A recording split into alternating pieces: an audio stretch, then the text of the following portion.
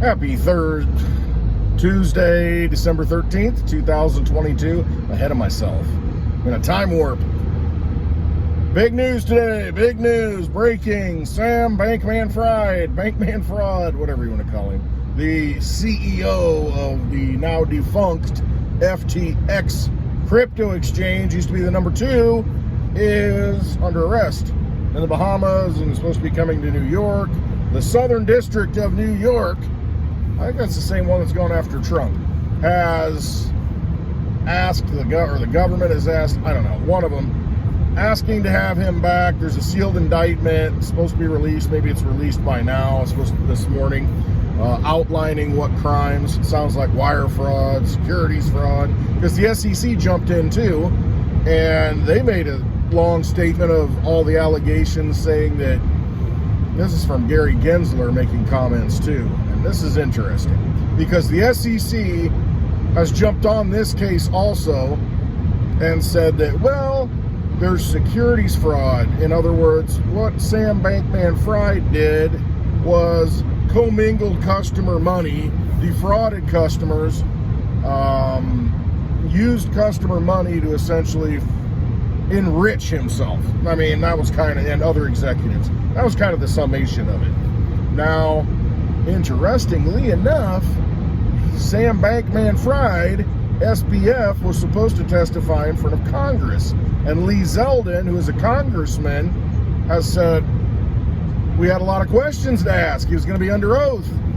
Could have gotten a lot of information from him. You know, and this is a guy that's been offering up all kinds of information in the public eye, doing interviews against his lawyer's advice.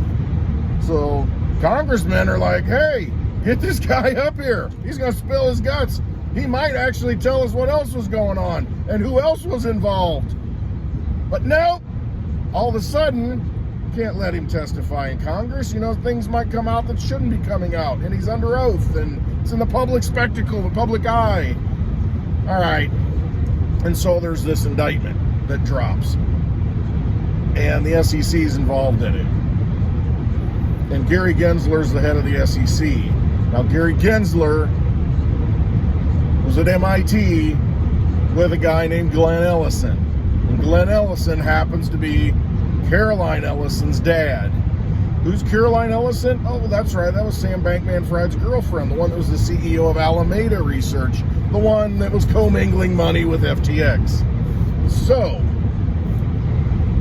makes it quite interesting. And a lot of people have said, well, Caroline has flipped. She's flipped on Sam Bankman-Fried. She's ratting him out. And based on the allegations and the information, it looks like, yeah, somebody knew what was going on the inside. So she very well could have flipped. Could have been that these agencies already know what was going on because maybe they were involved in it. Just saying, you never know. Just, you know, something to throw out there. But if you look at the parents, this goes back to MIT, the parents of Caroline Ellison are both economists, lecturers, writers, professors, involved with MIT heavily. And Gary Gensler was once there too. So there's that connection. Very interesting connection. And to me, it almost smells like, I don't want to say a cover-up, but it almost smells like, hey, there was a meeting that said, hey, we need to get this locked up. We need to get him taken care of. We can't have him out there spouting his mouth. Let's charge him. Okay? Let's get him. And then we can control the narrative. Because that's what they do. So, and it looks like in this indictment, it looks like in what the SEC has sent anyway, that they're pinning it all on him. Making it look like, oh, he was, you know, he did all this. And I'm telling you right now, this is just another front.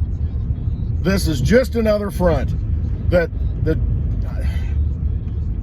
powers in the darkness always run. You know, the unelected people. And I mean, there's some of them who are elected, but they come and go, and they make relationships with this this organized operation, let's just call it that. It's been going on for a long time. So watch this very carefully and what happens, and see if all of it just gets pinned on SBF, Sam Bankman-Fried. And that should be interesting. I mean, that'll tell you kind of where things are. if that's what's going to happen. You know, why would we want Congress? Why would we want Congress and all these representatives asking all kinds of questions that might get to a deeper truth? Why would we want this guy that's got loose lips anyway up there in front of the public talking? Let's lock him up. Let's get him. Let's get him indicted. Let's get him, bring him in. You know, don't give him bail. Put him in the jail cell. Next thing you know, he hangs himself. I don't know. Hopefully those words are not prophetic, but it sure looks like he might become a scapegoat. That's my gut feeling. And that would be a crime because of all the connections and all the money that's flowed to all the politicians and all the people who are connected to this thing. I mean, Gary Gensler's tied to it. There's a pretty strong connection there. I mean, I'm pretty sure Glenn Ellison was Gary Gensler's boss, or at least they were very close working associates at MIT. Don't know. Something to look at. So anyway, we've got that. That's a big deal. There's also this panic. You know, we're right in the middle of the cliff high. Emotional release data. So, I mean, here's some emotion. Here's another example of emotion. You've got, there's a couple of things, actually. You've got the Fed, you know, the three things. There's the Fed coming out. I don't know if it's today or tomorrow they determine whether or not they're raising rates. I think CPI comes out this week. Too, the Consumer Price Index, you know, shows how much inflation there is, basically price inflation, because inflation is just the increasing of the money supply. That's already done. We've already got massive inflation because they've dumped all this money in there. We're just seeing the after effects and the overflow of it right now going into prices. Anyway, that's price inflation, not monetary inflation. So there's stress about that. There's these emotional tensions that are building over that. There is also this triple-demic they keep touting, and, well, maybe we're going to have to bring back mask mandates. And it's a good thing, and I see this narrative, too, today, that's they've got some study that came out, and because, you know, people got the vax, they were less likely to have a hospital stay or something like that. I mean, essentially touting the benefits of it, of the prick. I mean, you can see a lot of negative benefits the other way too. So it really doesn't, you know, it just depends on your perspective. How to lie with statistics, I guess, is what it is. But, you know, everybody's hospitals are overflowing. We've got a triple-demic of RSV, the flu, and C-19. Why is it not C-22 or C-23? Because we're like, you know, is it still the same one?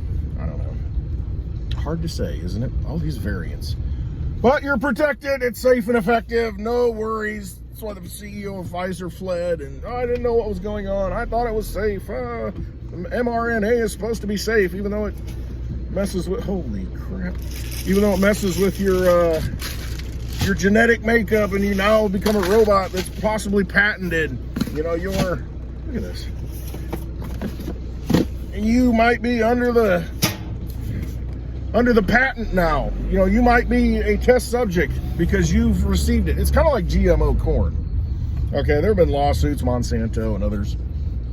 I think Bayer now. But what happens is they plant this GMO corn, and then you've got, you know, heirloom corn in a field next to it.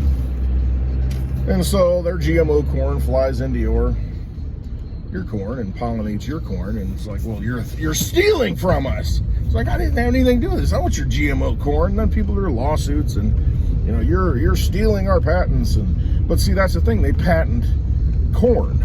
They patent, you know, life. And that's what they want to do. I mean, these mad scientists, they want to patent everything. And blockchain is going to enable that for them because they're going to be able to tokenize everything. Now, that can be a good thing and that can be a bad thing.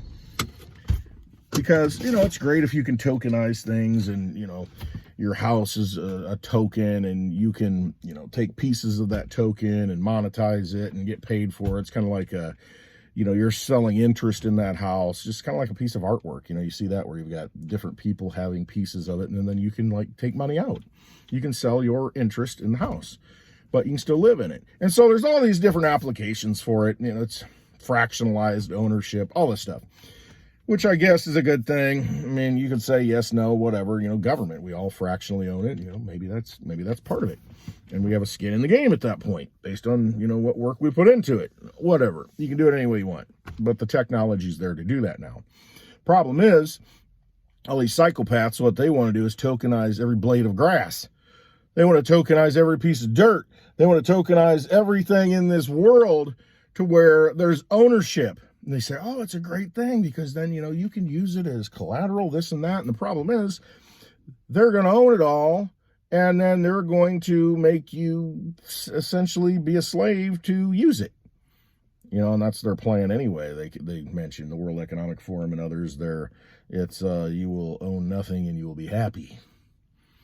And that's essentially what they want. They're maniacal, just obsessive people. And you look at a lot of wealthy people, they're really super wealthy, that have no need for money, and money really doesn't matter to them because they're like, they have everything they need. What do they usually do? I may be a sweeping generalization man now because I get the big broom out, but what do those people like to do? The ones that are like way up here above society, they like to collect things.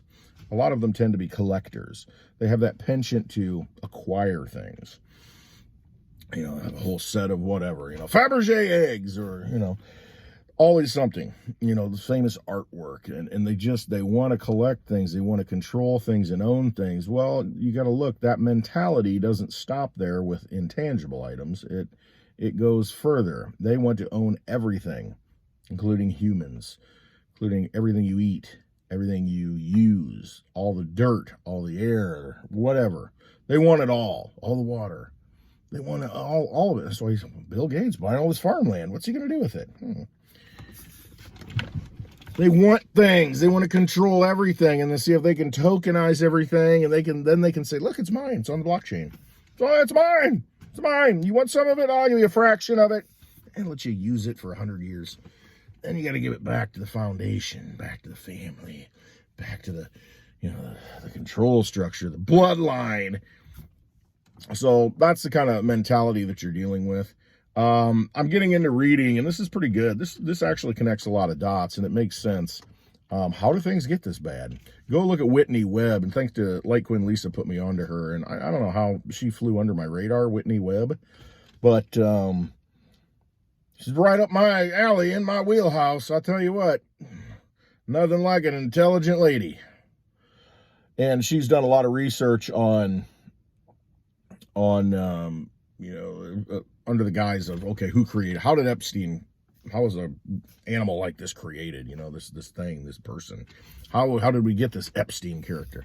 And, you know, that's kind of the idea of it. But what it does, all the background research, what she goes into is how, you know, the intelligence agencies, the mafia, government officials, how they all collaborated together, and this whole soupy gumbo, and New Orleans plays into this, but how all of this, you know, kind of comes together, and the opportunities arise, and, you know, the corporations are formed, banks are used, you know, politicians are tied into it, just out of just kind of an organic growth, really, of working together, trying to fleece America and fleece the world for more money and more power. See, there are people who are like that. They're not satisfied with just being happy and sitting on a porch with a glass of bourbon, a dog at your feet, and a cigar in your mouth. They're not happy like that. No, they look out and they say, I want all the bourbon. I want all the cigars. You know, I want all the dogs. I want all the porches. That's how they think. They're not content to just be content. They have to devour and eat and steal energy. And that's why they call them vampires, because that's really what they are.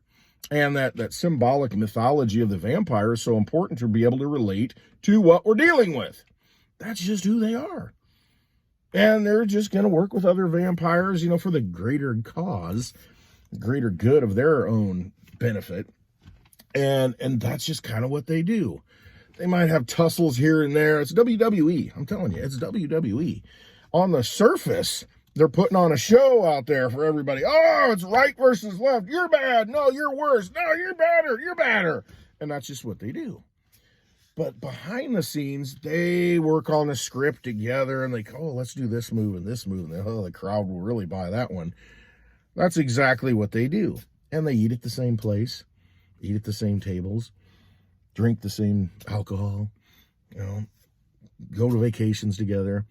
They don't care because it's big. We're the enemy. We're the ones. It's them against us. How much can we fleece out of them? How can we use them? How can we get them addicted to drugs so that they'll do whatever we want and we can completely control them? And that's one thing that, I really started thinking about. It's not about the money so much. Drugs are more of a money. The more you dig into it, the drugs, because of the control that they bring. And if you've got control of the drug trade and how it gets trafficked and pushed into certain areas, you can control people. You can influence people that way. You can blackmail people that way. The drugs are so important if you really look at it. And it makes them a lot of money too. But that's a big one. Very big one. It's very big. So anyway, a lot of tension out there. Oh, Illinois. I'm in Illinois, and right now going through committee, they're taking testimony. We need to ban assault rifles in Illinois. They have done so much damage. They're hurting people, these school shootings. We can't tolerate it anymore. It's terrible. And they had a gun buyback here locally in the Peoria area. We got this many handguns off the street. Oh, yeah. And I'm like, and I looked at them all on the table. They show the news footage, and I'm like, some of those I don't know if I'd want to fire anyway. But yeah, they want to do an assault weapons ban in Illinois, and I'm thinking, okay, how's that going to unfold? What about people who already have it? And so I would think, and what about people bringing the guns? This is the problem now. It's people that bring the guns from out of state. And that's why you get so much crime in Chicago. Most of the guns come from out of state. So what do you do about that? How are you going to control that? I say everybody needs to have mandatory firearm classes so that we know how to use them when they go to public school. That's a good educational thing. Go out, with the parents' permission, of course, but, at least talk about it and discuss it and show videos of what a gun can do. The old videos, the reel-to-reel tapes, it's like, and now, class, it's time to learn about, gun safety. And you should at least see that. But people should be able to, at a certain age, with parental permission, be able to go out to a firing range, whatever, gun safety, and learn as a class. Schools should educate, and that's a good educational thing. It's the Second Amendment, for frick's sake. There's a reason why it's there. We should understand it. You got to learn the Constitution, right? Well, let's put it into practice, boys and girls. That would be something useful. But instead, no, we need to ban assault rifles. And, there are situations where I guarantee somebody wished they had a 30-round clip. Saw a video the other day, somebody's out in the woods and all these wild boars start running. They're like, crap, It's like you don't have enough bullets when you got a herd of wild boar, just coming down the trail one after another. What are you going to do? You get attacked by a Sasquatch. You're going to want a 30-round clip, 223. Come on, man. Government comes for you. That's what it was for in the first place, to protect yourself from government. That's what the Second Amendment is. So, it's just been spun so much, and we need to educate people. This is really what it comes down to. Teach them about the power of it. Teach them about, what it is. Teach people how it can be the great equalizer and save your life when you're being attacked. That's just fear.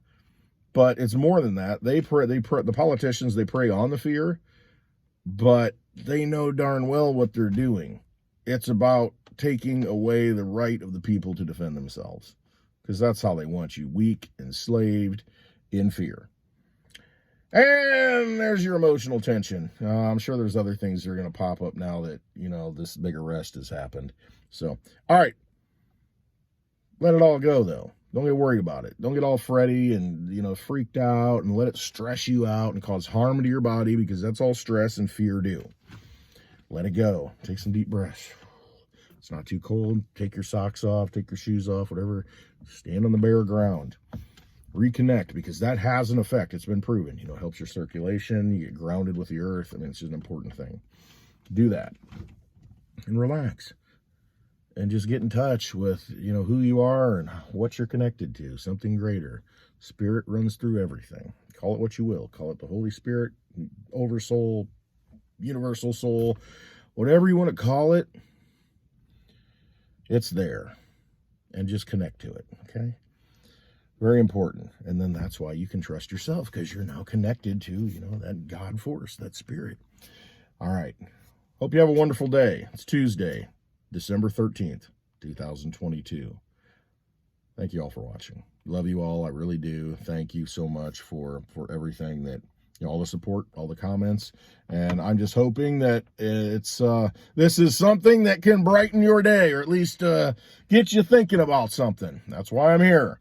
All right. Have a wonderful day. Always trust yourself. And I'll talk to you tomorrow. All right. Love you all.